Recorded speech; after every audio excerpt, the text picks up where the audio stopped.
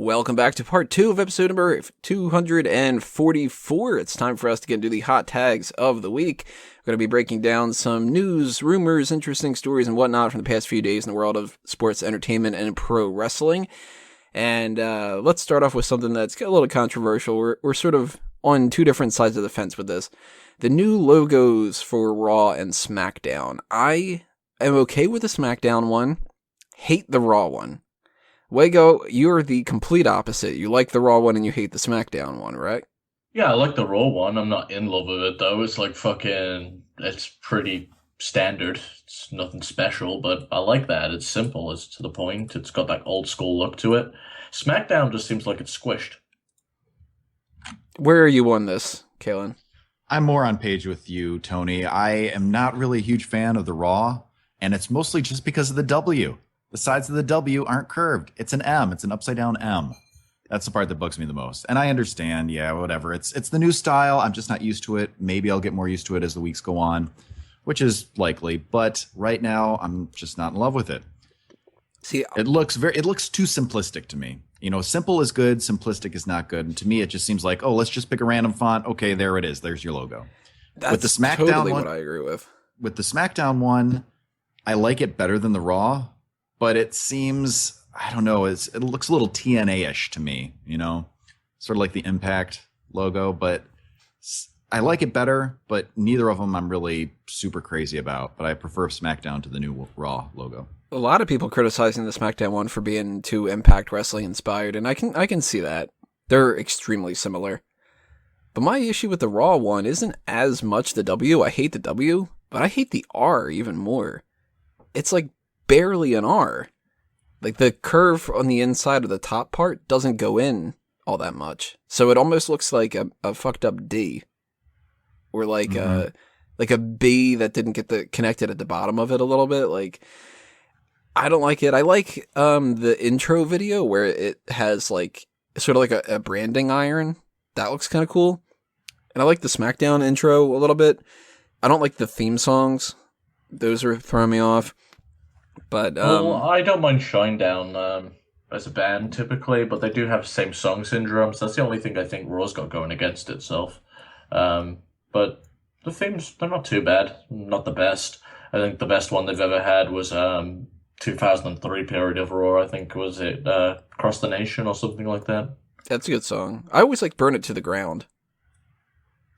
Burn it to the ground and It's okay. Well, That one was all right.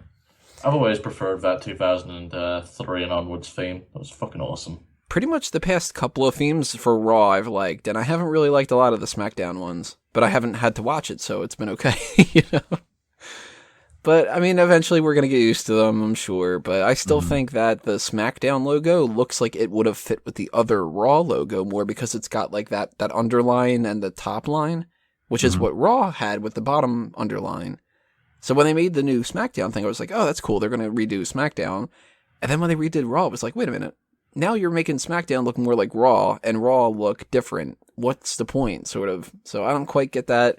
And I do think that it looks real basic. Like if somebody just opened up Paint, typed in Raw with an underline, changed the font to, let's see, is it Arial? No. Is it Times New Roman? No. Oh, it's this one, sure. And then made it red. It was like, to me, it just seems like they're taking a step back. And no, I understand it has more of like a retro feel. You know, they're kind of going back to the old school days, but it just doesn't seem like we're making any progress. It seems like a step backwards to me. Yeah. But eventually we're going to end up kind of getting used to it, and then they're going to change it again, and then we're going to be like, oh, I fucking like the other one. It's just, that's how things work. We have a new championship coming in. They announced this on Monday Night Raw. We got a match coming for SummerSlam, which is going to be Finn Balor versus Seth Rollins for what's going to be called the Universal Championship. What do you guys think about this? The idea behind it and the name? First of all, I think it's going to be a hell of a match. I'm really looking forward to it. As far as the name, Universal Champion, again, I'm not really sold on it yet. It'll grow on me, I'm sure, but right now it just sounds kind of awkward. What do you think, Wago? So I pitched around the time we were discussing having two separate brand titles and doing a WWE Universe Championship just because they're so high on that word. Universal, I actually preferred it when the idea of Universe Championship over Universal Championship. I guess it makes a little more sense. It's just a bit strange. But they're going to be the first promotion to have a Universal Championship. Carlito's dad, the WWC, they have it. I know a couple of other promotions have done it too. I think an NWA promotion's done it. So, it'll grow on people. It's not the worst name. And one thing is that it reminds me of He-Man and the Masters of the Universe. The whole universe. Kind of cheesy. I don't hate it, but I don't like it either. I mean, I've gone on record for the past couple of months. I don't want them to have this brand split, period. I think that that's a mistake. I think that 2 world titles is a mistake. There's a lot of problems with that fundamentally. Now, of course, I'm going to be really excited for the Finn Balor-Seth Rollins match because if they would have announced that on NXT or SmackDown or a house show, no matter what, I would have been excited for that because I like both guys. But the Universal Championship, to me, it's like, why change the one from the WWE World Heavyweight Championship to the WWE Championship and then call this the Universal Championship? That's sort of implying that the Universal one is almost kind of more. And, okay, the World Heavyweight Championship, now you're going to have the Universal one? What are you going to do, fight intergalactic wrestlers or something? Oh, well, I'm the champion of the world. It's just a play on the whole WWE Universe thing. You're thinking about it too hard. Oh, I know that's what they're naming it for, but it kind of is ridiculous like that. It's like, well, I'm the champion of the world. Yeah, well, I'm the champion of the fucking universe. How about that? Well, the World Series is only open to teams from North America. That's kind of weird. Yeah. I don't like baseball Well, either. yeah, fucking... There's plenty of American sports that call themselves world champions, but they only play nationally. Fucking America does stupid things like that. At the very least, though, we know that there could be people from other countries that come into the mix. We're not going to get anybody from another planet. Unless, that's Luke Harper's new character when they repackage it. Coming from Mars. Luke Harper. But I gotta see the look of the belt before I make a full judgment call. If this is gonna be some hideous chud of a belt, then I'm really gonna hate it. It's gotta have the big WWE logo in the middle, though, right? And it should kind of have, a globe or something. But I don't know what they can really do. And if it's, I don't know, some green mess or, God, there's so many ways that they can make this terrible. Look at those tag titles. We never would have thought that that's how they would have gone. And those are garbage. Never thought they would have kept them this long. Does it need to look similar to the other title or completely different?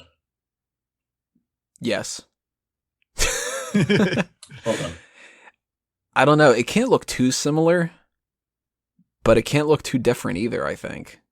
Is there a belt from the past you'd like to inspire it? Winged. That's what I was going to say. Yeah. Has to be well, you know what? I'd even go with the one that followed the winged, the one that was the big globe. That was okay. But then again, if you have a globe on it, that kind of implies world instead of universal. So that's what's throwing me off. I mean, I don't know. Hopefully they have some kind of a plan and it's not the people that designed the Raw logo. Or even the women's title. I still think that looks weird with that red background. It should have been a dark purple. But we'll see. Either way, I think it's going to be a great match. I can't wait to see if the first champion is going to be Tyler Black or Fergal Devitt. It would have been so much better if they would have had the Universal Championship in Ring of Honor. Sure. Let's move on to returns. We have confirmation that Rhyno is on the SmackDown roster, and Shelton Benjamin is going to be coming up soon. We talked about him tad in the Ask Him. But what do you guys think about Shelton Benjamin and Rhyno coming back? Are you excited for Terrence and Shelton, Wego? Well, first off, vote Rhyno if you're in Michigan. And That's right. he's running for office, so go Rhyno. He's going to gore the competition. Well, I don't think he's got too much competition, so as long as you fuckers get out there and vote, you can get him in. He needs to get endorsed by Al Gore. But he's a Republican. Yeah, he's a Republican. Oh, no, don't vote for him then. I regret because I saw Rhyno in person at a wrestling event just a couple of weeks ago, and he was selling "Vote for Rhyno" T-shirts, and I regret not picking one up. It was a cool design. But yeah, he's not on the left. He's not mentally ill. But as far as Rhyno coming back, yeah, it's great. I love this guy. I think he's still got a lot to offer. And he's there to put over some of the younger talent when you need him to. He did. I think Baron Corbin benefited greatly from being teamed up with him.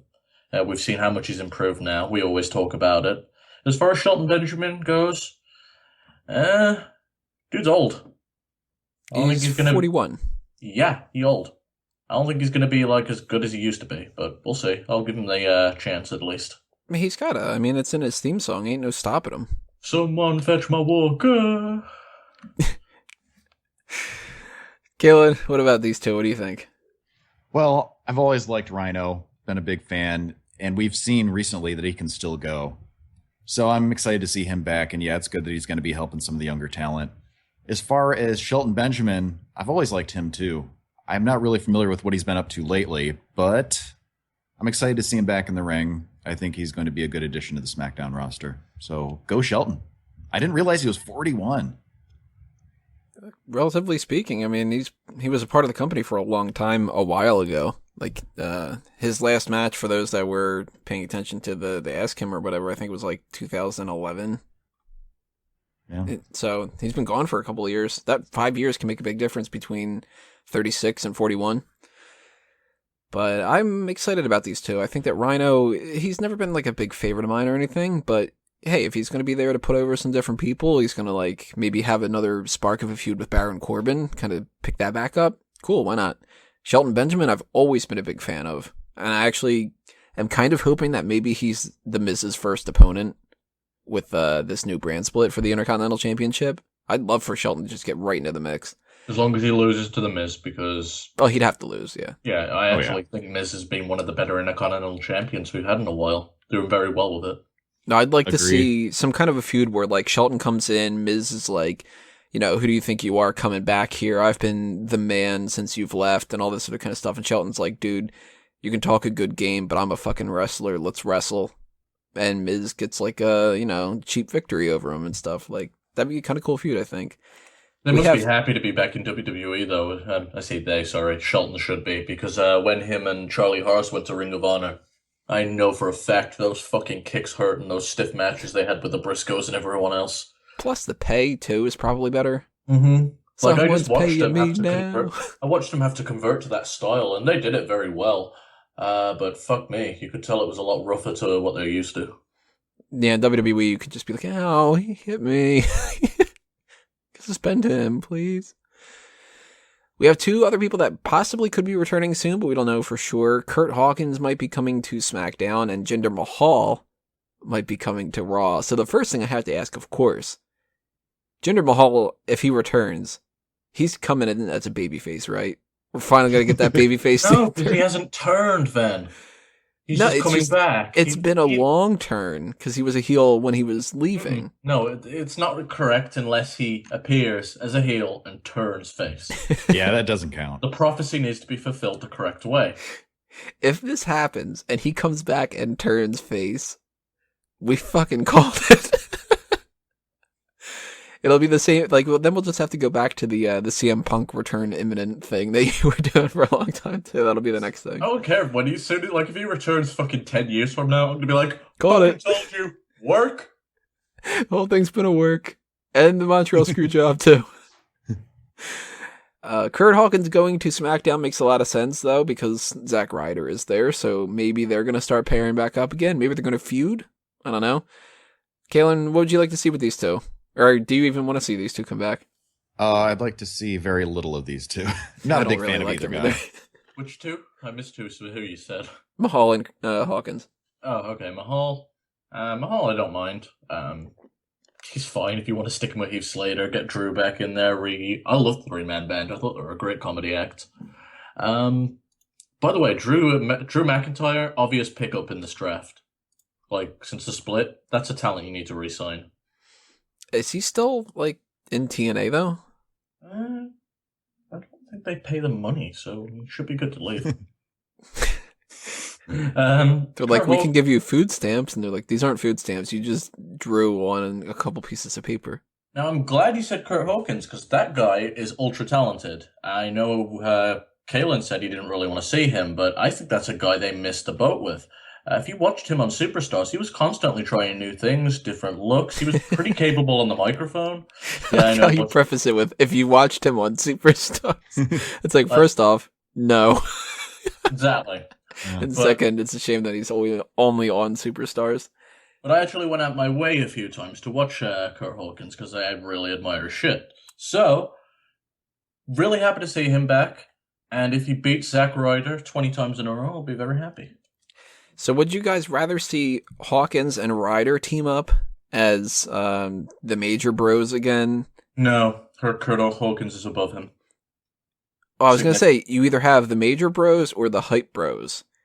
If you had to keep one as a tag team, what do you go with?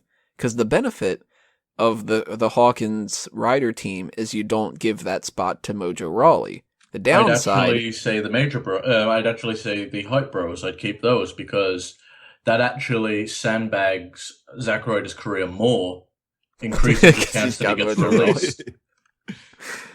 What about you, Kalen? Hype Bros or Major Bros? Man, or do we do a stable where all three of them are together? And there you go. That's even better. They're the Major Hype Bros. that just throw them all together and see what happens. We haven't seen that combination of all three of them yet, so go for it. If we had a more in-depth roster, I'd go with the Major Hype Bros. And I'd make Mojo Rawley like the dipshit of the two. Well, yeah. Where like the two of them kind of like, they've got their own thing. They're like, oh man, like we're real bros. And he's just like, yeah, man, we're hype. And they're like, oh, this fucking...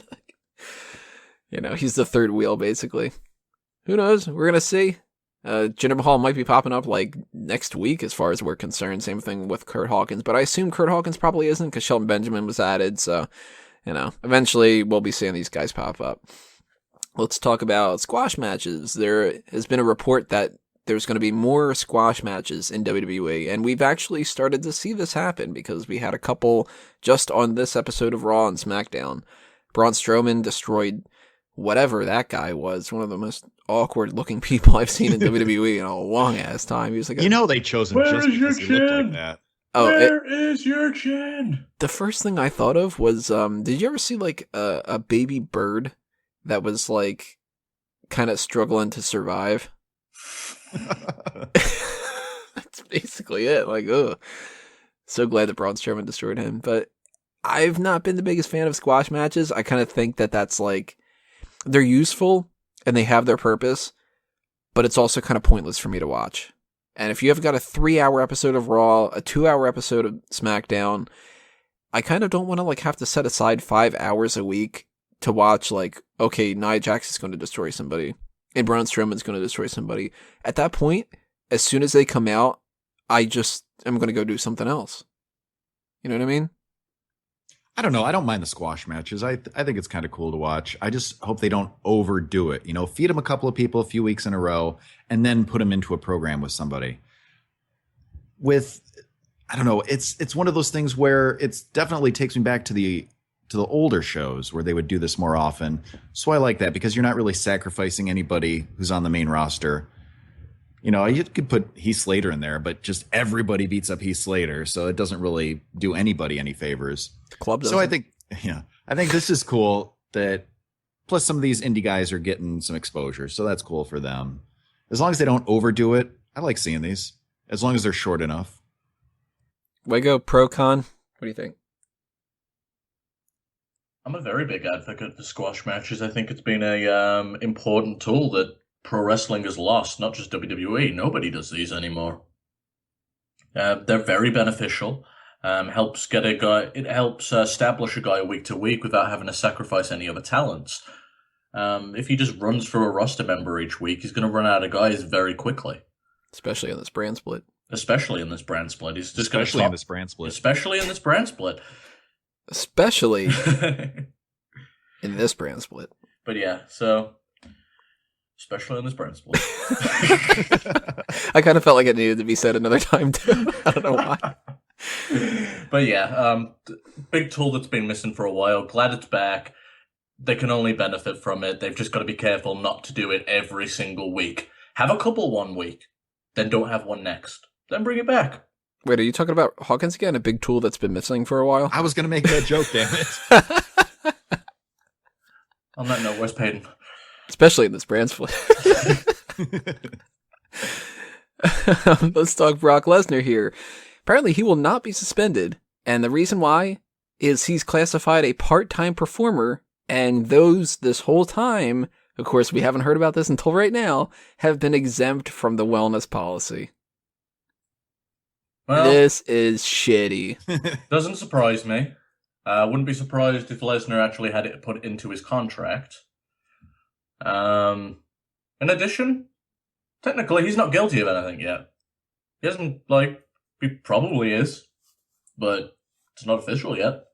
He still has the procedures to go through with USADA to put up his case and say he's innocent. He's not, but... I just think that this is so shitty of them because it's so transparent. Well, we've seen before that certain people are above the rules, or at least they're willing to change where the bar is set. Mm-hmm. I mean, certain people can get away with stuff that other people can't. We've seen that before. Ironically, Brock Lesnar is facing the man who they changed the rules for once already. Exactly. Right? Yeah, and that was they shouldn't have done that. You should stand by your convictions, you know? But nah, Billy Gunn, you're not even a wrestler and you're fired. Oh, if I was Billy Gunn, I'd be fucking pissed. I'd be calling them up right now and going, so you're going to rehire me right now, right? Because I'm not even a part-time performer.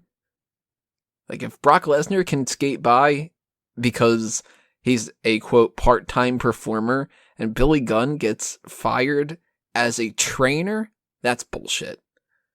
Rehire Billy Gunn, set a rule that if this is the way you want to play it, okay.